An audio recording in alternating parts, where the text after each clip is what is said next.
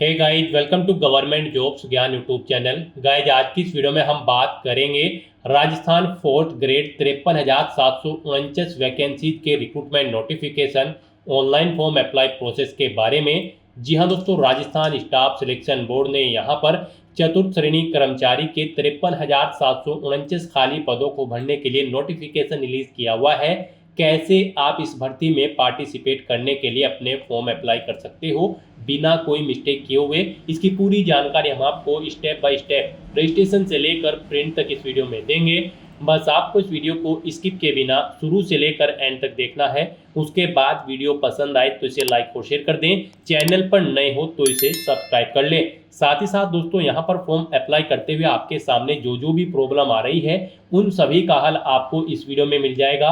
पूरी जानकारी आपको इस वीडियो में मिलेगी, जैसे कि कैसे आप अपना वन टाइम रजिस्ट्रेशन कर सकते हो एसएसओ के पोर्टल पर, कैसे आपको यहाँ पर अपनी प्रोफाइल अपडेट करनी है, कैसे आपको फीस पेमेंट करना है, कैसे आपको अपनी ओटीआर की ई-केवाईसी यहाँ पर कंप्लीट करनी है, साथ ही साथ कौन कौन से डॉक्यूमेंट यहाँ पर आपको अपलोड करने हैं और किस डॉक्यूमेंट का साइज यहाँ पर कितने केबी में होना चाहिए। पूरी जानकारी आपको इस वीडियो में मिलेगी। बस आपको एंड तक हमारे साथ इस वीडियो में बने रहना है। तो बिना कोई वक्त गंवाए चलिए शुरू करते हैं। आपको इस वीडियो के डिस्क्रिप्शन बॉक्स में हमारी वेबसाइट IND-sarkari-naukri.in के इस पेज का लिंक मिल जाएगा। यहाँ पर आपको इस भर्ती के रिगार्डिंग सभी डिटेल्स प्रोवाइड कर दी गई है। Rajasthan staff selection board RSSB ने फोर्थ क्लास एम्प्लॉय चतुर्थ श्रेणी कर्मचारी के 53,749 खाली पदों को भरने के लिए नोटिफिकेशन रिलीज किया हुआ है। आप 19 अप्रैल 2025 तक अपने फॉर्म अप्लाई कर सकते हो। 10वीं पास कैंडिडेट ऑल इंडिया से अप्लाई कर सकते हैं। 18 से 40 साल आपकी आयु सीमा तय की गई है। आप यहां पर ऑनलाइन मोड में अप्लाई करोगे। अप्लाई करने के लिए आपको इस वेबसाइट के इस पेज पर इंपॉर्टेंट लिंक सेक्शन में आना है। ऑफिशियल नोटिफिकेशन PDF लिंक पर क्लिक करके आपको इस भर्ती के नोटिफिकेशन को ओपन कर लेना है और इसमें से आपको पूरी डिटेल रीड कर लेनी है। साथ ही साथ यहाँ पर आपको वैकेंसी इंक्रीज नोटिस PDF का लिंक भी दिया गया है। यहाँ पर इस भर्ती में कुछ वैकेंसी इंक्रीज हुई है।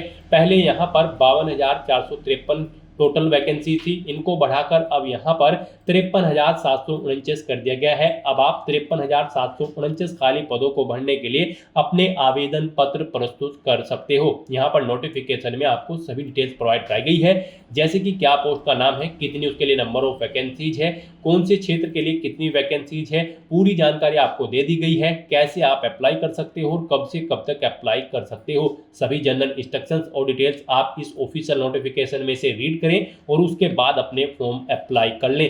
फॉर्म अप्लाई करने के लिए भी आपको हमारी वेबसाइट के इसी पेज पर ही अप्लाई ऑनलाइन का ये लिंक दिया गया है। जैसे ही आप इस लिंक पर क्लिक करेंगे तो आपके सामने यहाँ पर राजस्थान सिंगल साइन ऑन का ये ऑफिशियल पोर्टल ओपन हो जाएगा। यहाँ पर गाइज, अगर आपने राजस्थान सिंगल साइन ऑन के पोर्टल पर पहले से रजिस्ट्रेशन कर रखा है तो यहाँ पर आकर आपको अपनी SSO ID या फिर यूजर नेम एंटर करना है, अपना पासवर्ड आपको एंटर करना है, ये कैप्चा कोड आपको यहाँ पर एंटर करना है और लॉगिन की इस बटन पर क्लिक करके आपको अपने डैशबोर्ड में लॉगिन कर लेना है और फिर वहाँ से आपको अपना फॉर्म अप्लाई करना है। और गाइड, अगर आप यहाँ पर राजस्थान सिंगल साइन ऑन के पोर्टल से किसी भी भर्ती के लिए फर्स्ट टाइम अप्लाई करने जा रहे हो तो सबसे पहले यहाँ पर आपको अपना रजिस्ट्रेशन करना होगा। उसके लिए आपको रजिस्ट्रेशन की ये टैब दी गई है, आप इस पर क्लिक करें और अपना रजिस्ट्रेशन कंप्लीट कर लें। कैसे आप अपना राजस्थान सिंगल साइन ऑन के पोर्टल पर वन टाइम रजिस्ट्रेशन यानी कि OTR या फिर SSO ID क्रिएट कर सकते हो, उसके लिए लिंक आपको इस वीडियो के डिस्क्रिप्शन बॉक्स में मिल जाएगा हमारी दूसरी वीडियो का। उससे आप स्टेप बाय स्टेप चेकआउट कर सकते हो कि कैसे आप अपना OTR यहाँ पर कंप्लीट करेंगे, रजिस्ट्रेशन करेंगे, या फिर आपको हमारी वेबसाइट के इसी पेज पर ही राजस्थान SSO ID ऐसे बनाए के नीचे भी यहाँ पर ये वीडियो दी गई है, इसे वॉच करके आप चेकआउट कर सकते हो कि कैसे आप अपना राजस्थान SSO के पोर्टल पर वन टाइम रजिस्ट्रेशन OTR कर सकते हो। यहाँ पर आपको स्टेप बाय स्टेप सभी जानकारी दे दी गई है रजिस्ट्रेशन के रिगार्डिंग। तो SSO OTR की वीडियो चेकआउट करने के बाद अब आपको यहाँ पर अपनी SSO ID या फिर यूजर नेम एंटर करना है। उसके बाद आपको अपना पासवर्ड एंटर करना है, ये कैप्चा कोड आपको यहाँ पर एंटर करना है और लॉगिन के इस बटन पर क्लिक करके अपने डैशबोर्ड में लॉगिन कर लेना है। लॉगिन करने के बाद आपके सामने कुछ इस तरह से इंटरफेस होगा। अब यहाँ पर आपको रिक्रूटमेंट पोर्टल के इस ऑप्शन पर क्लिक कर देना है। उसके बाद आपको यहाँ पर राजस्थान स्टेट रिक्रूटमेंट पोर्टल पर रिडायरेक्ट कर दिया जाएगा। यहाँ पर आने के बाद आपको ऑनगोइंग रिक्रूटमेंट सेक्शन में आना है और यहाँ पर आपको class 4 employ direct recruitment 2024 RSSB के सामने अप्लाई नाउ के इस लिंक पर क्लिक कर देना है।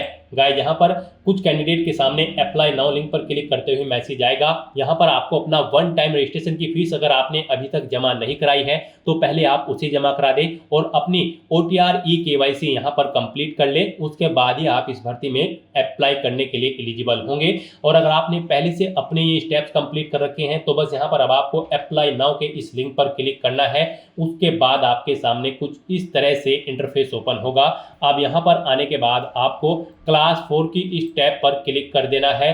फिर यहाँ पर आपके सामने कुछ इस तरह से इंटरफेस होगा। यहाँ पर आपसे आपका OTR डाटा रिव्यू आपको दिया गया है। आप ये डाटा यहाँ पर कंफर्म करें। अगर अपडेट करना चाहते हैं तो आप अपडेट के बटन पर क्लिक करके अपडेट कर सकते हैं। सभी चीज़ें ओके हैं तो यहाँ पर अब आप प्रोसीड की इस टैब पर क्लिक करें और उसके बाद यहाँ पर आपके सामने कुछ इस तरह से इंटरफेस ओपन हो जाएगा। यहाँ पर आपका एप्लीकेशन फॉर्म स्टार्ट हो चुका है। कुछ चीज़ें यहाँ पर आपको ऑटोमेटिकली फिल मिल गई है जो आपके रजिस्ट्रेशन टाइम पे आपने प्रोवाइड कराई थी, वो यहाँ पर आपको कुछ चीज़ें ऑटोमेटिकली फिल मिल गई है। अब यहाँ पर आने के बाद बस आपको अपनी माता का नाम यहाँ पर एंटर करना है। फिर यहाँ पर आपको अपनी श्रेणी सेलेक्ट कर लेनी है, आप किस श्रेणी से बिलोंग करते हैं। राजस्थान स्टेट से अलग कैंडिडेट अगर अप्लाई करते हैं तो केवल जनरल कैटेगरी कैंडिडेट अप्लाई कर सकते हैं। फिर यहाँ पर अगर आप विशेष दिव्यांगजन श्रेणी के अंतर्गत आते हैं तो यहाँ पर आप ऑप्शन सिलेक्ट करें किस दिव्यांगजन श्रेणी के अंतर्गत आप आते हैं। नहीं आते हैं तो यहाँ पर आप नॉट एप्लीकेबल ऑप्शन सेलेक्ट कर लें। उसके बाद यहाँ पर आपको उप विशेष दिव्यांगजन श्रेणी सिलेक्ट करनी है अगर आप दिव्यांगजन श्रेणी के अंतर्गत आते हो। उसके बाद यहाँ पर आपको अपनी श्रेणी का प्रमाण पत्र संख्या देनी होगी और फिर आपको बताना होगा कि क्या आपको स्रोत लेखक की आवश्यकता है। अगर है तो यहाँ पर आप स्वयं उसकी प्रबंध करेंगे या फिर विभाग को उसका प्रबंध करना है, यहाँ पर आपको ऑप्शन मिल जाएगा। और गाइस अगर आप यहाँ पर विशेष दिव्यांगजन श्रेणी के अंतर्गत नहीं आते हो तो फिर आगे के ये ऑप्शन आपको यहाँ पर डिसेबल्ड कर दिए जाएंगे। उसके बाद यहाँ पर आपको अपना रिलीजन सेलेक्ट करना है, अपनी वैवाहिक स्थिति मैरिटल स्टेटस आपको बताना है, आप मैरिड हो या फिर अनमैरिड हो या फिर डाइवोर्स हो, आप अपने अकॉर्डिंग ऑप्शन सेलेक्ट करें। उसके बाद यहाँ पर अगर आप मैरिड हो तो यहाँ पर आपको अपने जीवित बालक की संख्या देनी है और आपको यहाँ पर आपका मोबाइल नंबर ऑटोमेटिकली फिर मिल जाएगा। अपना व्हाट्सएप मोबाइल नंबर देना चाहते हैं तो वो यहाँ पर आप दे सकते हैं। आपके पास जन आधार ID है तो वो आप यहाँ पर एंटर कर सकते हैं, नहीं है तो इस कॉलम को आप खाली छोड़ दें। गाइस यहाँ पर जिन कॉलम के सामने रेड कलर का स्टार बना हुआ है उनमें आपको डिटेल्स देनी मस्ट है और जिनमें नहीं बना हुआ है वो ऑप्शनल है, आप उनकी डिटेल चाहे तो दें चाहे या फिर न दें। उसके बाद यहाँ पर आपसे पूछा गया है क्या आप राजस्थान के अनुसूचित क्षेत्र से संबंधित हैं। अगर हैं तो आप यस करेंगे, नहीं तो आप नो ऑप्शन यहाँ पर सिलेक्ट करेंगे। अगर आप राजस्थान स्टेट से बाहर के कैंडिडेट हैं उसके बाद यहाँ पर आपको अपना कोरोस्पोंडेंस एड्रेस एंटर करना है। कोरोस्पोंडेंस एड्रेस में आपको अपना स्टेट चुनना है, अपना डिस्ट्रिक्ट चुनना है, शहर या फिर गाँव का नाम देना है, अपना पिन कोड देना है, अपना फ़ोन नंबर देना है, ये ऑप्शनल है। इस तरह से अपनी डिटेल्स फिल करने के बाद अब गाइस यहाँ पर आपको नेक्स्ट के इस ऑप्शन पर क्लिक कर देना है। फिर आपसे पूछा गया है जो मोबाइल नंबर और ईमेल आईडी आपने दी है क्या वो करेक्ट है। अगर करेक्ट है तो यहाँ पर आप यस के इस ऑप्शन पर क्लिक करें। बेसिक डिटेल्स प्रोवाइड कराने के बाद अब आपको अपनी पर्सनल डिटेल्स यहाँ पर देनी है। सबसे पहले यहाँ पर आपको अपनी नेशनलिटी सिलेक्ट कर लेनी है।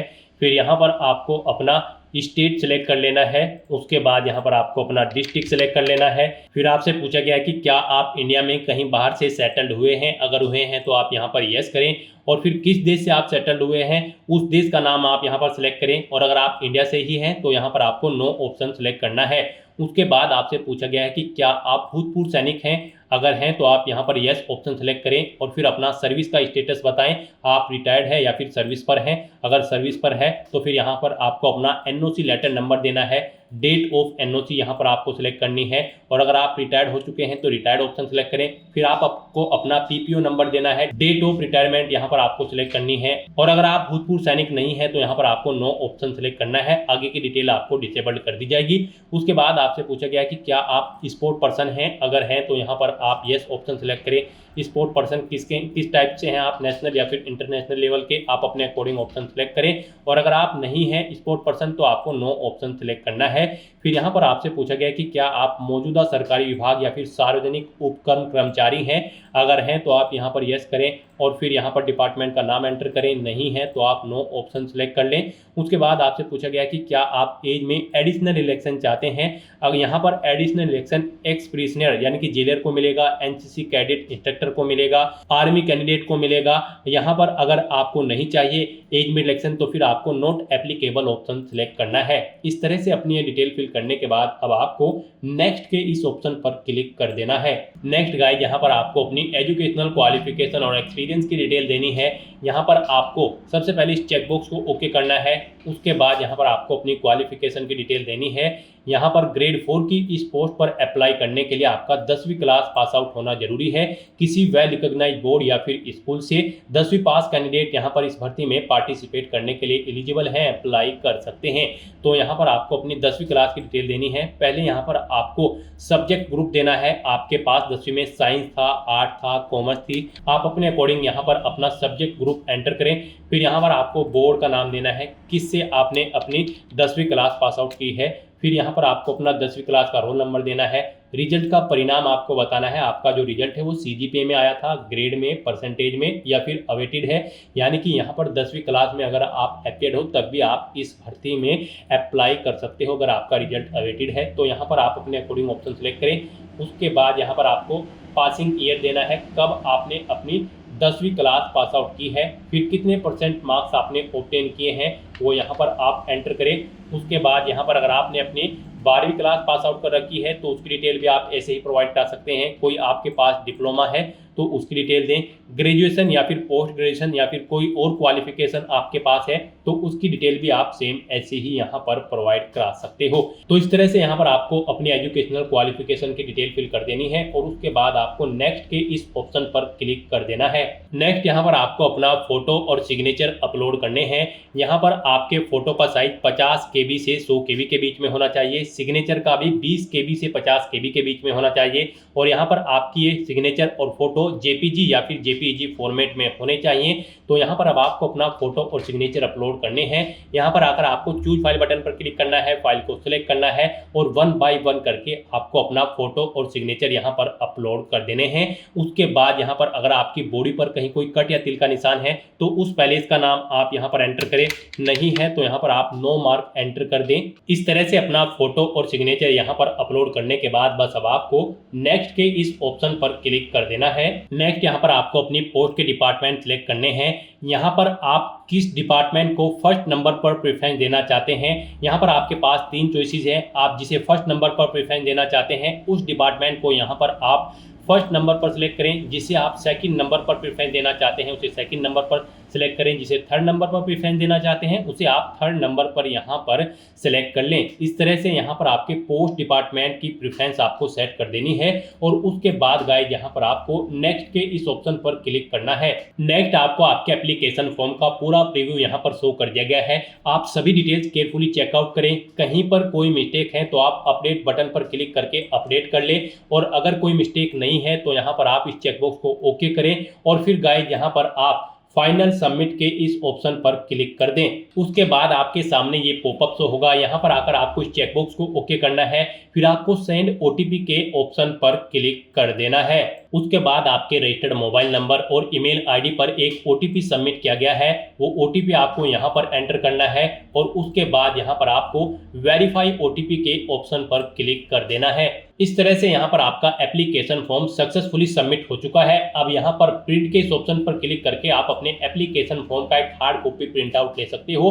फ्यूचर यूज के लिए, फ्यूचर रेफरेंस के लिए आप माय रिक्रूटमेंट के सेक्शन में जाकर चेकआउट कर सकते हो। यहाँ पर आपका एप्लीकेशन फॉर्म का स्टेटस आपको शो कर दिया जाएगा।